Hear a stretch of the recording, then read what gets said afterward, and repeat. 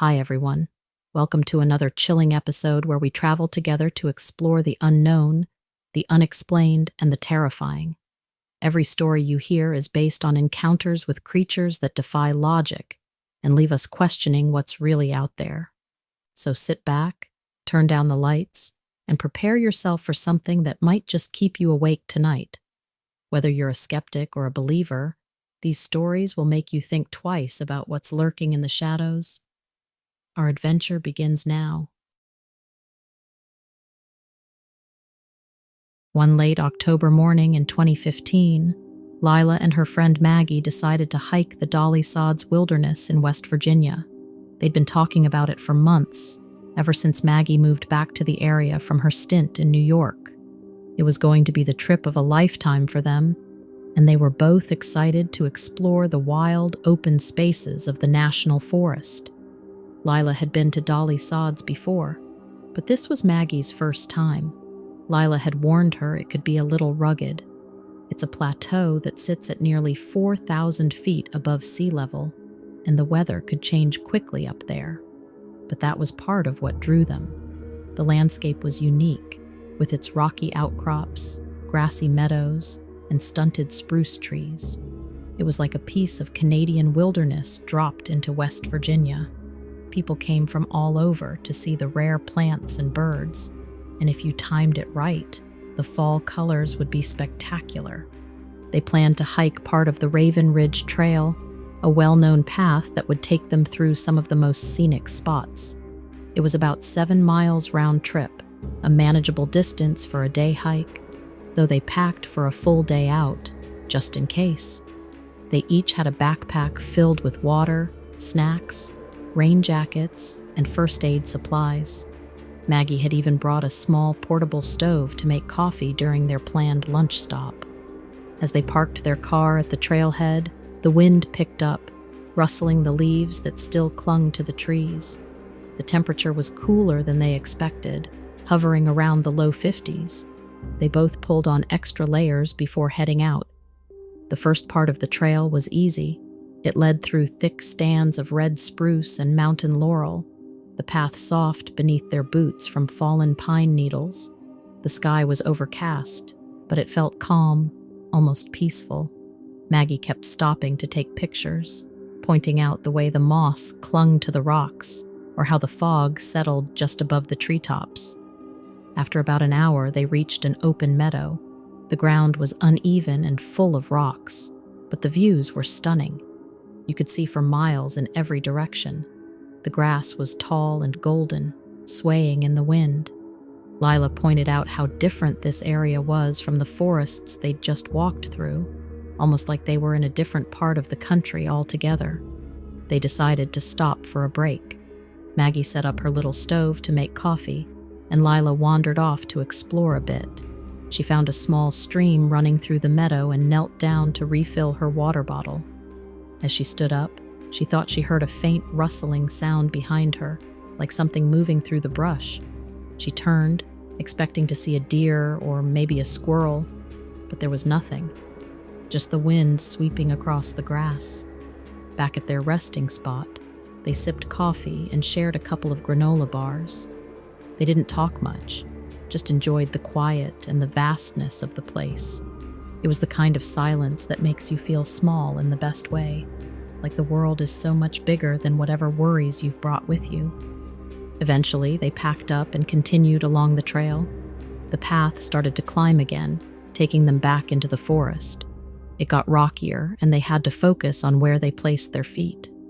The air felt cooler now, and the wind had picked up more, making the trees creak and sway above them. As they rounded a bend, Maggie suddenly stopped. Lila almost bumped into her, not realizing she had stopped walking. "Did you see that?" Maggie asked in a hushed voice, her eyes wide.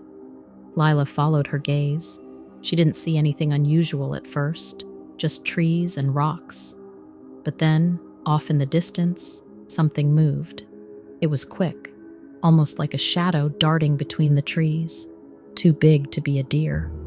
Lila squinted, trying to make sense of it, but whatever it was disappeared before she could get a clear look. What was it? Lila asked, her voice low, though she wasn't sure why. I don't know, Maggie replied, still staring into the trees. But it was big. They stood there for a few moments, listening. The wind had died down, and the forest felt strangely still. Lila glanced at Maggie, whose face was tight with confusion. Maggie wasn't one to scare easily, and that made Lila feel uneasy. They pressed on, walking more slowly now, their senses on high alert. Every crack of a twig or rustle of leaves made them stop and look around. They didn't say much, but the tension between them was palpable. After about 15 minutes, they reached a small clearing where the trees thinned out, and that's when they both heard it, heavy footsteps, coming from somewhere behind them. They turned at the same time, scanning the woods, but saw nothing. The footsteps stopped as soon as they stopped moving. They exchanged nervous glances. Lila's heart was racing. She had heard animals in the woods before, deer, bear, even coyotes. But this was different. The sound was deliberate, like something walking upright, not running or bounding through the trees. They started walking again, a little faster this time, trying not to seem like they were panicking. But the footsteps followed, staying just far enough away that they couldn't see what was making them. Maggie whispered, "Should we run?" Lila shook her head. "No, just keep moving." They kept walking, listening to the steady crunch of whatever was following them. The trail began to slope downward, and they could see another open area up ahead. They picked up the pace, hoping the clearing would give them some visibility, a chance to figure out what was going on. As they stepped into the clearing, the footsteps stopped again. The sun was beginning to dip low in the sky, casting long shadows across the landscape. They stood there, catching their breath, scanning the tree line for any sign of movement. And then they saw it. At the far edge of the clearing, partially hidden by the trees, something stepped out from the shadows. It was tall, at least 7 feet, maybe more. Its body was covered in dark, matted hair, and its arms hung low, almost to its knees. For a moment, it just stood there, watching them. Lila's breath caught in her throat. It looked like something out of a story, something impossible. She didn't believe in Bigfoot or any of that nonsense, but here it was, standing right in front of them. Maggie grabbed her arm. "Is that?" "I think so," Lila whispered, not taking her eyes off the creature. For what felt like an eternity, the creature didn't move. Then, without warning, it turned and disappeared back into the trees, moving with a speed that seemed impossible for something so large. Lila and Maggie tried to reason through what to do next. Part of Lila wanted to follow it, to see where it went, but the other part of her screamed to get out of there as fast as possible. Finally, Maggie spoke. "We need to go." Lila nodded, and they turned back to the trail, moving quickly now, almost running. They didn't stop until they reached the parking lot, hearts pounding and legs shaking. As they climbed into the car, they both looked back at the trail, half expecting to see the creature standing there, watching them. But the trail was empty. Neither of them said much on the drive home. They didn't need to. What they had seen was too unbelievable to put into words. But they both knew one thing for sure. They had seen something out there in the Dolly Sods wilderness, something that wasn't supposed to exist. And no matter how many times they tried to explain it away, they couldn't shake the feeling that they had encountered something real, something big.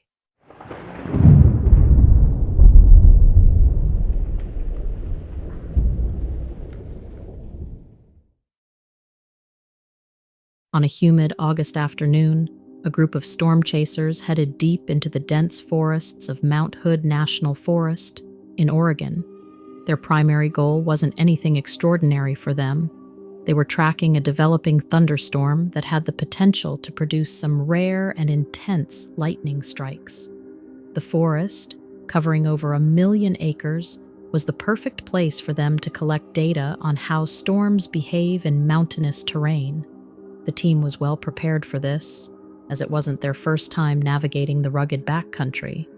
Jason, the lead meteorologist, was an experienced storm chaser, having tracked storms across the Great Plains and the West for over a decade. His team consisted of two others, Claire, an atmospheric scientist who specialized in studying lightning, and Nick, a cameraman who also had a background in environmental science. They'd been working together for about 3 years and had developed a good rhythm, knowing each other's routines and strengths. The storm that day wasn't particularly dangerous, but it was large and slow-moving, making it ideal for the type of observations they wanted to make. Jason had chosen this specific area near Lost Lake, a remote spot tucked away from the more tourist-heavy parts of the national forest. The area was known for its tall, towering trees and vast stretches of untouched wilderness. It was also notoriously difficult to navigate because of the thick underbrush and uneven terrain. The group had parked their SUV along an old logging road that cut through a part of the forest that was rarely used. They figured they could hike the last couple of miles with their equipment to get a clear view of the storm and set up camp in the process. The plan was to spend the night there, capturing data and watching how the storm moved through the area. They began their hike in the late afternoon, with the sky already darkening from the approaching storm clouds. The air was thick with the smell of pine and damp earth, and the forest around them was eerily quiet, save for the occasional chirp of birds and the rustle of leaves as the wind picked up. As they moved deeper into the woods, the path became less defined, but they had GPS coordinates to follow, and Jason led the way confidently. The first hour of hiking was uneventful. They talked casually about their expectations for the storm and made mental notes about the terrain. Occasionally, they'd stop to take readings or snap a few pictures of the cloud formations. Claire pointed out how the clouds were beginning to form mammatus, those odd pouch-like formations underneath the storm, which often indicated severe weather was brewing. "Look at that formation," she said, pointing upwards. "We might get some good lightning out of this." Nick was walking a little behind them, lugging his camera gear but making sure to capture B-roll footage of the trees swaying, the sky darkening, and the occasional flashes of lightning in the distance. Around 2 hours in, the forest changed. The trees became taller, their branches stretching out like a thick canopy above them, blocking out much of the light. The ground beneath them was damp, and it felt like they were the only people for miles, because they likely were. They finally reached a small clearing, which seemed like a perfect spot to set up their gear. From here, they had a decent view of the valley below and the incoming storm front. Jason, Claire, and Nick wasted no time. Claire set up her lightning detection instruments, while Jason busied himself with a portable anemometer to track wind speeds. Nick, as usual, was off to the side, setting up his camera on a tripod, adjusting the lens to get the best possible wide-angle view of the storm as it rolled in. As they worked, the wind picked up and the air grew cooler. Jason noticed the sudden temperature drop and commented on it. "Feels like it's about to really let loose," he said, glancing at the sky. Claire nodded. "It's definitely ramping up." That's when they heard it. At first it was faint, a low, deep sound, almost like a guttural moan. Jason paused, looking toward the tree line behind them, but he didn't say anything. He figured it could be the wind, or maybe even an animal moving through the forest. The noise was brief and stopped as suddenly as it started, so he brushed it off. But a few minutes later, the sound returned, this time louder. It was a strange, mournful howl that echoed through the trees, causing all three of them to stop what they were doing. Claire and Nick exchanged uneasy glances. "Is that a coyote?" Claire asked, though she didn't sound convinced. Jason shook his head. "Doesn't sound like one." The three of them stood still, listening intently. The wind had died down slightly, leaving an unsettling silence in its wake. Then the sound came again, this time closer. It was more than just a howl. It was followed by a series of rhythmic knocks, like something striking wood against wood. Nick lowered his camera. "That's weird," he muttered, looking toward the dense forest where the sound had come from. Jason, always the rational one, tried to dismiss it. "It's probably an elk or something. Maybe it's rutting season." Claire didn't look so sure. "Elk don't make noises like that. And what's with the knocking?" The three of them stood there, scanning the trees. The storm above them was growing more intense, but for a moment, they weren't focused on the sky. Jason, feeling uneasy but not wanting to alarm the others, motioned for them to continue with their work. "Let's get back to it. We've got a storm to track." They went back to their tasks, though the mood had shifted. Claire kept glancing toward the woods, clearly unsettled. Nick resumed his filming, but he seemed distracted now, turning his camera occasionally toward the tree line as if expecting to capture something out of the ordinary. About 20 minutes later, just as the first raindrops began to fall, the noise returned, louder than before. This time, it wasn't just a howl or knocking. There was a distinct sound of branches snapping, like something large was moving through the trees, coming toward them. Jason's heart rate quickened. He knew animals in the forest could be unpredictable, especially during a storm, but this didn't feel like any normal animal encounter. The noise was too deliberate, too close. "We should pack up," he said suddenly, his voice more urgent now. Claire didn't argue. She began gathering her instruments, her hands shaking slightly.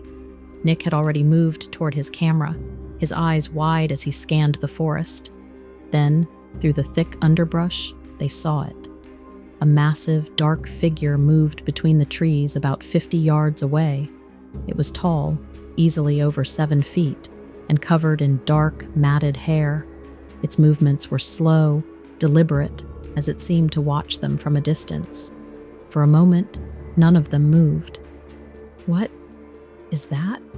Claire whispered, her voice barely audible over the wind and distant thunder. Jason didn't answer. He didn't have an answer. His brain struggled to make sense of what he was seeing. It couldn't be a bear. It was walking upright, its posture far too human-like, but its size was far beyond anything human. Nick, without thinking, raised his camera, but his hands were trembling. He fumbled with the lens, trying to focus, but the figure disappeared into the trees before he could capture it. For a few moments, they stood there in stunned silence, listening to the forest, half expecting the figure to reappear. The storm was almost on top of them now, the wind howling, rain starting to pour down in sheets. "We need to go," Jason said finally, his voice firm. None of them argued. They grabbed what equipment they could, leaving behind anything too heavy to carry, and started back toward the trail they had come in on. The entire time, they felt the weight of unseen eyes on them, as though something, or someone, was still watching from the shadows. As they hiked back to the SUV, the storm broke loose above them, thunder crashing and lightning flashing across the sky. But none of them were thinking about the storm anymore. Their minds were on the dark figure in the woods, and the strange, unexplainable sounds they had heard. By the time they reached the vehicle, they were drenched and exhausted. They piled into the car, slamming the doors shut, and sat there in silence for a few moments, catching their breath. Finally, Nick broke the silence. "Do you think that was—" Jason cut him off, starting the engine. "I don't know what it was," he said, his voice steady but strained. "But I don't plan on sticking around to find out." They drove away in silence, leaving the storm and whatever they had encountered in the woods behind.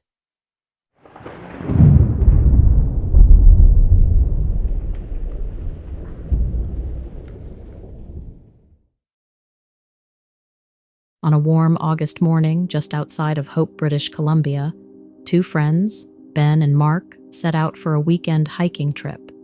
They had chosen the Silverhope Creek area for its relative remoteness and the promise of unspoiled wilderness. Both men had hiked together numerous times, but this part of the Cascade Mountains had always intrigued them. The trail was covered with dense forests and the occasional alpine meadow. Their plan was to camp by a small lake they had read about, called Eaton Lake, tucked away high up in the hills. It was about a 5-hour hike from the trailhead. The path was moderately challenging but manageable. The first stretch followed the creek, its cold water rushing down the mountain, winding through the thick trees. For the most part, the trail was well maintained, but the further they went, the narrower and rockier it became. By mid-afternoon, they reached a clearing that gave them a stunning view of the surrounding mountains. The place was pristine. Snow still capped the highest peaks, even in the summer, and the air was cooler up here, mixed with the scent of pine and moss. After a quick break, they pushed on, eager to reach the lake before sundown. As the trail steepened, they started noticing something odd. There were large patches of disturbed earth alongside the trail. At first, they thought it might be from bears, but the claw marks and prints didn't match anything they'd seen before. The prints were too large to be a bear and strangely human-like, but the toes were spread wide apart, and the sheer size of them was unsettling. They didn't say much about it to each other, just exchanged a few glances. Maybe a black bear had been scavenging around, or maybe the prints had been distorted by the ground. They continued climbing, pushing their way through overgrown bushes and tall grass. The feeling of isolation grew as the forest around them thickened. They reached the lake just as the sun was dipping behind the ridge, casting long shadows across the water. Eaton Lake was everything they had hoped for, calm, clear, and surrounded by steep cliffs on 3 sides. It was a perfect spot for camping, and they quickly set up their tent near the edge of the water, looking forward to a quiet evening. After dinner, the two sat by a small campfire, talking about nothing in particular. Work, upcoming plans, their usual banter. The night came on fast in the mountains, and soon the only light was the fire in front of them and a faint glow from the stars above. That's when they both noticed something out of place. From across the lake, near the tree line on the opposite shore, they saw movement. At first, it was just a shadow, something big moving between the trees. "Did you see that?" Ben asked, squinting into the darkness. Mark nodded, his eyes locked on the spot where he had seen the shape. "Yeah, probably a deer or something." They both watched, trying to make sense of what they were seeing. The shape was moving slowly, almost like it was pacing. Whatever it was, it seemed too tall to be a deer, and it wasn't moving like any animal they were familiar with. It stood upright, tall enough that they could make out the silhouette against the trees even from this distance. "Is that a person?" Ben asked, but he already knew the answer. It was too large, too broad. "No way," Mark muttered, getting to his feet. He reached for his flashlight and flicked it on, shining the beam toward the other side of the lake. The light didn't reach far enough to see clearly, but for a brief second, they caught a glimpse of something, a massive, hulking figure, covered in what looked like dark fur, slipping behind the trees again. They both froze, the realization dawning on them. Neither of them said it out loud, but they were both thinking the same thing. That had to be a Sasquatch. They had joked about it before, the way people do when they're out in the wilderness, but they never seriously believed they'd see it for real. Mark turned off the flashlight and they stood there for a moment, listening. The night was dead quiet, too quiet. The usual sounds of crickets or rustling in the bushes were gone, replaced by an eerie stillness. "We should stay close to the fire," Ben said quietly, though he wasn't sure what good that would do. They sat back down, trying to act normal, but both kept glancing toward the other side of the lake. The fire crackled, and the minutes ticked by slowly. Every so often, they heard faint noises, twigs snapping, the sound of something moving in the brush, but nothing came close enough for them to see again. Eventually, the fire started to die down, and Ben got up to throw more wood on it. That's when they both heard a strange vibrating sound. It wasn't a growl exactly, more like a deep, rumbling grunt coming from the direction of the trees. It was close, too close. Mark stood up, his face pale. We should probably get inside the tent. They scrambled to put out the fire, then ducked into their tent, zipping it shut. Inside, they sat in silence, straining to hear anything outside. The noise didn't come again, but they could hear movement, the soft crunch of something walking around their campsite. Whatever it was big, and it was circling them. Neither of them slept much that night. Every few hours, they heard something moving outside, sticks breaking, the sound of heavy footsteps, but it never came closer than the edge of the campsite. When the first light of dawn broke, the noises stopped. As soon as it was bright enough to see, they packed up their gear quickly. Neither of them wanted to stick around any longer than necessary. Before they left, Mark walked over to the edge of the campsite where they had heard the noises during the night. The ground was disturbed, with more of those strange, massive footprints leading into the trees. They didn't say much on the hike back down. There wasn't much to say. Whatever had happened that night, it wasn't something they could easily explain. They had heard the stories, sure, but seeing it for themselves was different. It left them both with more questions than answers. As they reached the parking lot at the trailhead, Mark finally broke the silence. "You think anyone's going to believe us?" Ben shook his head. "Doesn't really matter, does it?" And with that, they tossed their gear into the car and drove off, leaving the mountains, and whatever was out there, behind.